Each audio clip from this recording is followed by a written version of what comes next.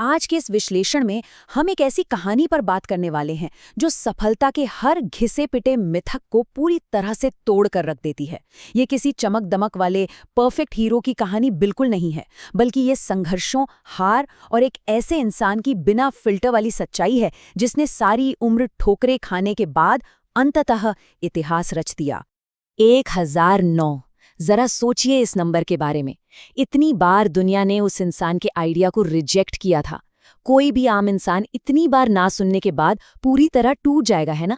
लेकिन सच मानिए, ये चौंकाने वाला आंकड़ा तो उस लंबी और असाधारण यात्रा की बस एक छोटी सी झलक है। इस अकल्पनीय सफर की शुरुआत होती है हेनरीविल के एक बहुत ही छोटे से कस्बे से, और इनका बचपन वो बेहद क्रूर था। सिर्फ 6 साल की उम्र में इनके सिर से पिता का साया उठ गया।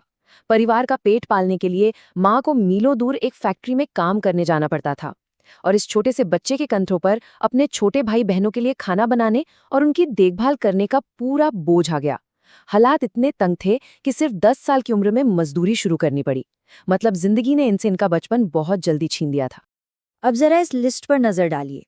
6ठी कक्षा में स्कूल छोड़कर टांगों पर पेंटिंग का काम, फिर 16 साल की उम्र में फर्जी कागजात बनाकर सेना में भर्ती, 17 साल में ट्रेन कंडक्टर, फिर 20 के दशक की शुरुआत में वकालत की पढ़ाई, और उसके बाद एक फेरी बोट का मालिक बनना। ये नौकरियों की एक ऐसी अराजक और लंबी लिस्ट है जो साफ साफ दिखाती है कि जीवन के उस शुरुआती दौर में उनके पास कोई दिशा ही नहीं थी। सब कुछ बिल्कुल अस्त व्यस्त था। और मजे की बात यह है कि ये सब सिर्फ बाहरी परिस्थितियां नहीं थीं, ये एक तरह का आत्मविनाश यानी सेल्फ सैबोटाज का चक्र भी था। वकालत का करियर एक मारपीट की वजह से खत्म हो गया। जीवन बीमा कंपनी की नौकरी अपने ही बॉस से झगड़े के कारण गंवा दी। यहाँ तक कि अपनी फेरी बोट बेचकर जो केमिकल बल्ब बनाने की फैक्ट्री लगाई थी ना, वो भी फेल हो गई क्योंकि मार्केट में किसी और ने सस्ते विकल्प निकाल दिए थे। एक के बाद एक बस फ्लॉप शो।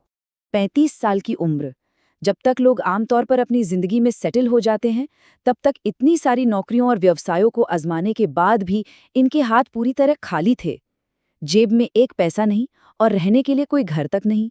ये कोई कहानी नहीं, बल्कि एक बहुत ही कठोर, डरा देने वाली वास्तविकता थी। लेकिन फिर उम्र के 40वें पड़ाव पर आकर उम्मीद की एक बहुत ही छोटी सी किरण दिखाई दी। काम करने की उस जबरदस्त भूख को देखकर शेल कंपनी के एक जनरल मैनेजर ने इन्हें एक गैस स्टेशन चलाने का मौका दिया। लेकिन किस्मत देखिए, महामंदी यानी ग्रेट डिप्रेशन के चलते वो भी बंद करना पड़ा। खैर, उसी कंपनी ने एक और मौका दिया। इस बार बिना किराए के एक स्टेशन मिला जहां ये यात्रियों के लिए नाश्ता भी परोसने लगे, और यहीं से इनकी एक खास रेसिपी मशहूर होना शुरू हुई। लेकिन कहानी में ट्विस्ट अभी बाकी थे। मध्य आयु की ये आपदाएं किसी रोंगटे खड़े कर देने वाली फिल्म जैसी हैं। एक बिलबोर्ड विज्ञापन को लेकर दूसरे होटल मालिक से विवाद इतना बढ़ गया कि गोलियां चल गई और एक साथी की जान चली गई।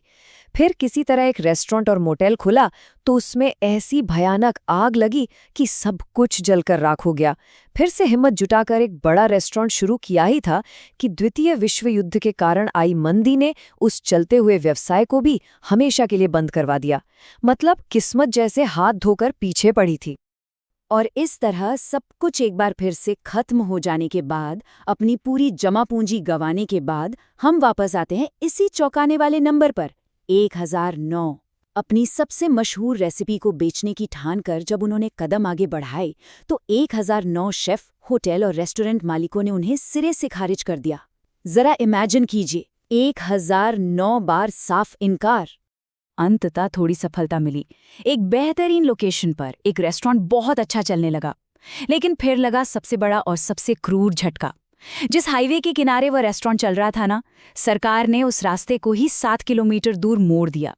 नया रास्ता बनने से लोकेशन एकदम बेकार हो गई और पूरा का पूरा जमा जमाया बिजनेस बर्बाद हो गया।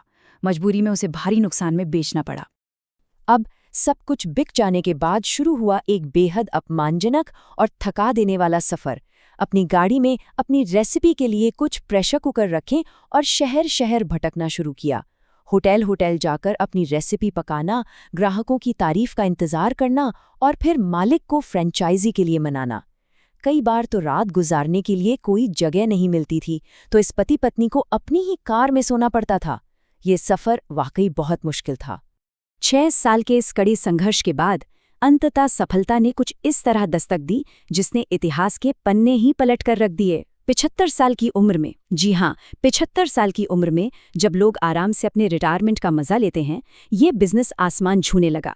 ये वो पहली फूड चेन बनी जिसने 1960 तक यूके, मेक्सिको और जमाइका में इंटरनेशनल लेवल पर अपना विस्तार किया। 80 साल की उम्र में वे अपनी ही कंपनी के ब्रांड एम्बेसडर बनकर दुनिया भर में घूम रहे थे। और जब 90 वर्ष की आयु में उनका निधन हुआ, तब तक ये साम्राज्य 48 देशों में 6000 स्थानों तक फैल चुका था। ये एक ऐसी ऐतिहासिक सफलता थी जो जिंदगी के बिल्कुल अंतिम पड़ाव में आकर हासिल की गई थी। बेमिसाल, है ना? खंड 2, त्रुटिपूर्ण शुभंकर और ब्रांडिंग की सच्चाई। चलिए अब इस कहानी का रुख थोड़ा सा मोड़ते हैं। अब तक हमने जो देखा, सफ़ेद सूट और मिलिट्री कर्नल की जो छवि आज दुनिया देखती है, वो असलियत से काफ़ी दूर थी। वास्तविकता में उनके पास सेना का ऐसा कोई पद नहीं था। केंटकी राज्य ने उन्हें सिर्फ सम्मान के रूप में ये उपाधि दी थी, लेकिन ब्रांडिंग के लिए उन्होंने इसका खूब फायदा उठाया। यहाँ तक कि अपने बाल भी सफ़ेद रंग लिए ताकि वो दयालु दादाजी वाला लुक आ सके, जबकि असल जिंदगी में वे एक बेहद गुस्सैल और सनकी इंसान थे। स्रोत सामग्री इन कड़वे सच को बहुत ही निष्पक्ष रूप से हमारे सामने रखती है। उनका गुस्सा इतना विस्फोटक था कि वो अक्सर गाली गलोच करते थे और इसी रवैये के कारण वो जानलेवा गोलीबारी भी हुई थी। और अगर व्यावसायिक समझ की बात करें तो वो भी बहुत खराब थी। अत्यधिक जोखिम लेने की आदत थी और उन्होंने मुनाफे में चल रहे अपने ही इस विशाल साम्राज्य को अपने दोस्तों के बहुत समझाने के बावजूद बहुत ही कम कीमत में बेच दिया था, क्योंकि वे मुनाफे से ज्यादा लोगों को अपना पसंदीदा खाना खिलाने के जुनून के पीछे भाग रहे थे। जीवनी लेखक जॉन एड पियर्स की ये टिप्पणी इस बेदाग छवि के पीछे के एक और सच को उजागर करती है। उन्होंने स्पष्ट रूप से लिखा है कि महिलाओं के प्रति उनका व्यवहार ठीक नहीं था। हम यहाँ किसी का मूल्यांकन नहीं कर रहे हैं, बल्कि इस तथ्य को सामने रख रहे हैं कि सफलता के शिखर पर पहुंचने वाला ये व्यक्ति अपनी निजी जिंदगी में बहुत ही गहराइयों तक त्रुटिपूर्ण था। खंड 3, अंतिम सबक यानी व्यक्तिगत शक्ति। तो फिर इतनी कमियों और असफलताओं से घिरे इस जीवन से हम क्या सीख सकते हैं? यहीं पर इस विश्लेषण का सबसे महत्वपूर्ण सबक सामने आता है, जिसे व्यक्तिगत शक्ति या पर्सनल पावर कहा जाता है। ये वो क्षमता है जो पिछली सभी कमियों, भारी नुकसानों या प्रतिकूल परिस्थितियों को पूरी तरह दरकिनार करते हुए लगातार और बड़े पैमाने पर एक्शन लेने की ताकत देती है, जिससे अंततः सकारात्मक परिणाम मिलते हैं। इस सिद्धांत के अनुसार कुछ बहुत बड़ा हासिल करने के लिए आपका एकदम परफेक्ट या विशेषाधिकार प्राप्त होना बिल्कुल भी जरूरी नहीं है। सबसे महत्वपूर्ण बात यह है, जैसा कि टोनी रॉबिन्स का ये बहुत ही सशक्त कथन है, अतीत कभी भी भविष्य के बराबर नहीं होता। ये फिलॉसफी साबित करती है कि चाहे हालात कितने भी खराब क्यों न रहे हों, पुरानी विफलताएं सिर्फ पीछे छूट जाने वाले छोटे छोटे पड़ाव हैं, वो आपकी कोई अंतिम मंजिल नहीं है। और इसी के साथ ये अध्ययन यहाँ संपन्न होता है, लेकिन जाते जाते ये एक सवाल जरूर सोचने पर मजबूर करता है। यदि पिछली सभी विफलताओं को पूरी तरह से इग्नोर कर दिया जाए तो क्या क्या असंभव परिणाम प्राप्त किए जा सकते हैं? यदि साधारण इच्छाओं को एक न रुकने वाली आग में बदल दिया जाए तो क्या ये असीमित संभावनाएं सच नहीं हो सकती? जरूर सोचिएगा।